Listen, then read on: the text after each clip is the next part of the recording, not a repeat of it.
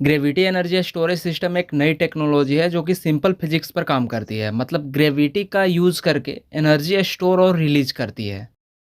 Energy storage आज दुनिया की सबसे बड़ी ज़रूरत है, because solar power plant, wind power plant जैसे रिन्यूएबल एनर्जी सोर्सेज हमेशा कांस्टेंट पावर प्रोवाइड नहीं करता है।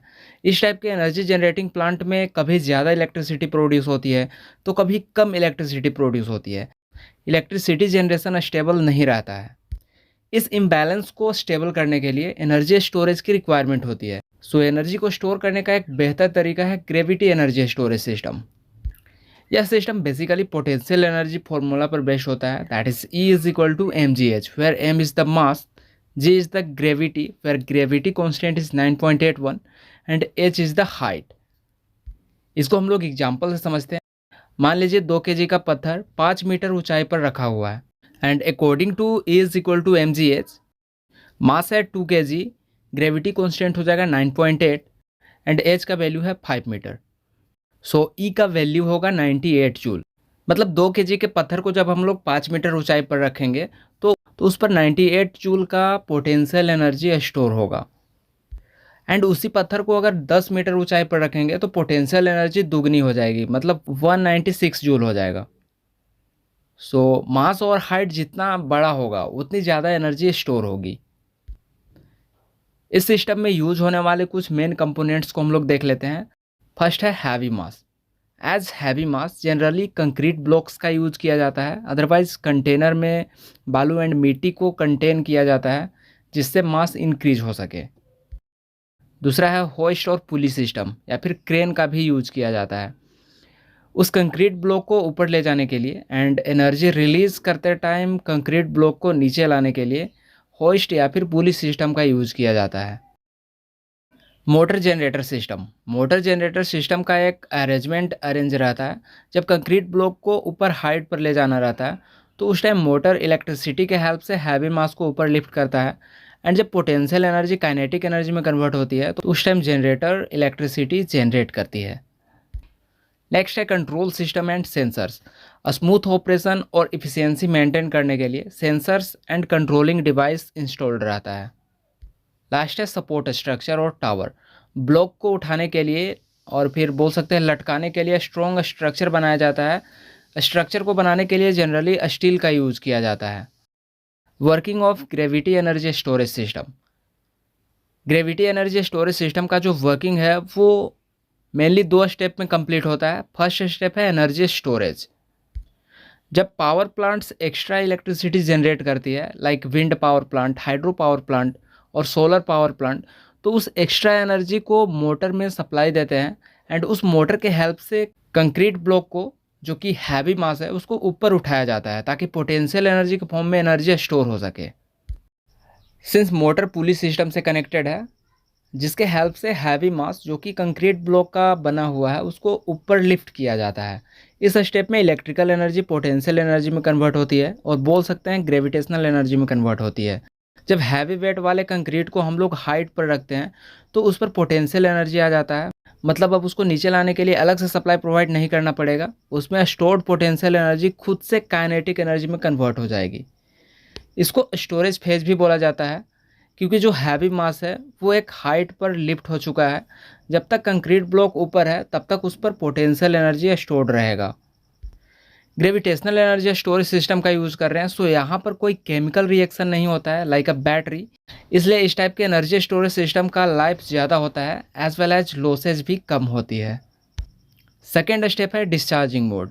जब इलेक्ट्रिसिटी का डिमांड इंक्रीज होता है उस टाइम इस स्टोर्ड एनर्जी को रिलीज किया जाता है। हैवी मास जो कि हम लोग ऊपर लिफ्ट करके रखे हैं जिसमें पोटेंशियल एनर्जी स्टोर्ड है, इसको पुली के हेल्प से स्लोली नीचे लाते हैं। जब कंक्रीट ब्लॉक नीचे आता है तो पोटेंशियल एनर्जी काइनेटिक एनर्जी में कन्वर्ट होती है और बोल सकते हैं मैकेनिकल एनर्जी में कन्वर्ट होती है। एंड पुली बेल्ट के साथ अल्टरनेटर शाफ्ट अटैच रहता है with gear system. Gear system shaft के स्पीड को इंक्रीज कर देता है एंड रिक्वायर्ड फ्रीक्वेंसी के अकॉर्डिंग जो गियर्स है वो अल्टरनेटर शाफ्ट के आरपीएम को डिसाइड करता है।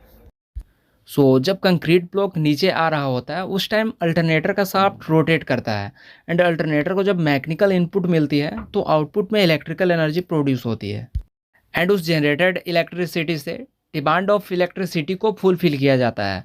इस तरह स्टोर्ड एनर्जी ग्रिड में वापस भेज दी जाती है।